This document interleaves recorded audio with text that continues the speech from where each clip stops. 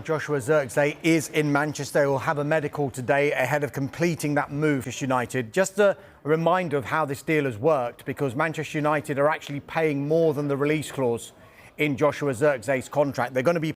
How about this? These shots are just into us here at Sky Sports News. This plane landing into Manchester in the last hour. Remember, Manchester United have agreed a deal in principle with... He's set to put pen to paper on a 5-year deal.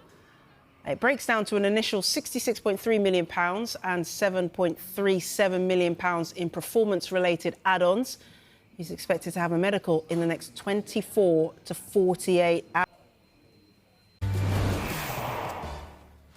Let's start, though, with some breaking news concerning Manchester United and their search for a central midfielder. Let's come to you first, Mark. What can you tell us?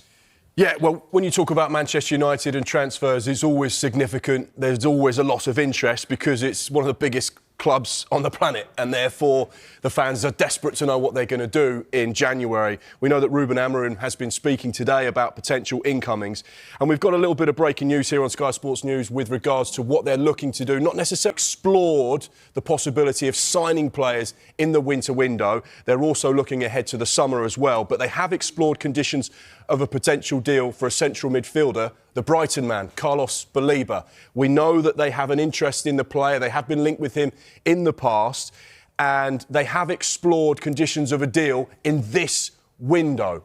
Brighton's stance is, as it always is, Carlos Baleba is not for sale. He's someone that we rate very highly, and therefore we are not interested in selling him, particularly during January. He has a contract until 2028 with a year's option on Brighton Hove Albion's side, so he's got a long-term contract, so we know that any potential deal would be significant. Brighton don't want to lose what they deem a key player at 21 years old. We know what happened to the last central midfielder they had that was very highly rated. Moises Caicedo went for what was then a Premier League record, £115 million. Carlos Baleba very much in the same remit as far as they're concerned. They don't want to lose him. They see a huge future for him down on the south coast. But the fact that Manchester United are in the market potentially to sign is hugely significant, and he's not the only name on their list as well. Who else is? Well, United's priority is signing at least one, possibly two central midfielders in 2026, whether that be January or more likely in the summer. The focus is on signing them in the summer because it's quite a difficult window to get those long-term targets. And we understand the list of targets includes Elliot Anderson, Adam Wharton and Wolves' João Gomez. We know Casemiro could depart this summer. There is an option that Manchester United have to trigger an option in his contract to extend his time at Old Trafford, but those terms aren't favourable for Manchester United right now. Kobbie Mainoo's future remains unclear.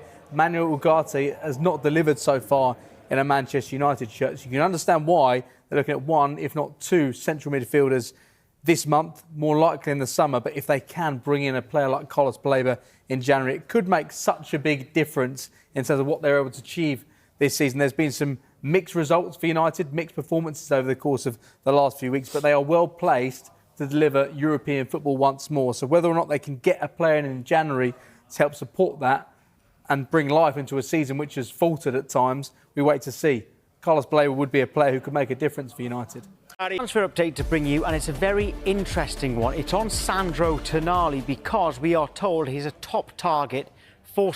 We're going to start the transfer show this hour with significant breaking news. It comes from Manchester United, and for us it comes from Darmesheth. Yeah, really good news if you're a Manchester United fan. It was news that we were predicting would happen last week, and it has happened. And that looks to rebuild his squad after helping from the Premier League. Now, one of Spurs' top priorities this summer is improving the technical ability of the squad and bringing in a midfielder that can dictate play. And Tonali has been identified as an ideal candidate for that role. But, of course, he plays for Newcastle United, and they would only consider selling Tonali, who's got a contract until 2029, for a huge fee. And it's very important to say that Newcastle United do not want to lose him. But we can tell you that Spurs do want Sandro Tonali. He is a key target for Manchester United, and for us it comes from Darmesheth. Yeah, really good news. These pictures just into us from Manchester United's Carrington training ground.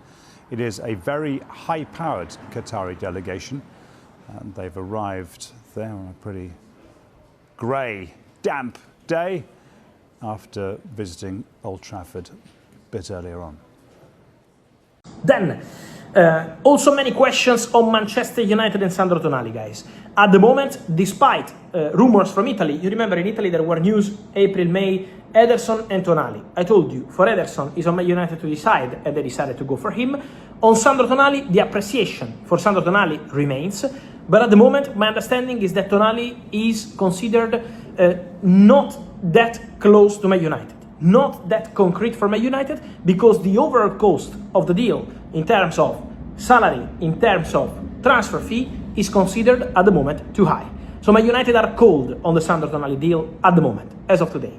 Tonali could be an option for Manchester City, but their focus is on Elliot Anderson, another player really appreciated also by Man United, who are still monitoring the situation. And Sandro Tonali could be an option for more clubs. Arsenal made some calls over the recent days for Tonali, so also Arsenal are in the mix. There could be more clubs joining the race for Tonali. Remember, there could be more clubs. So the situation around Sandro Tonali could become interesting.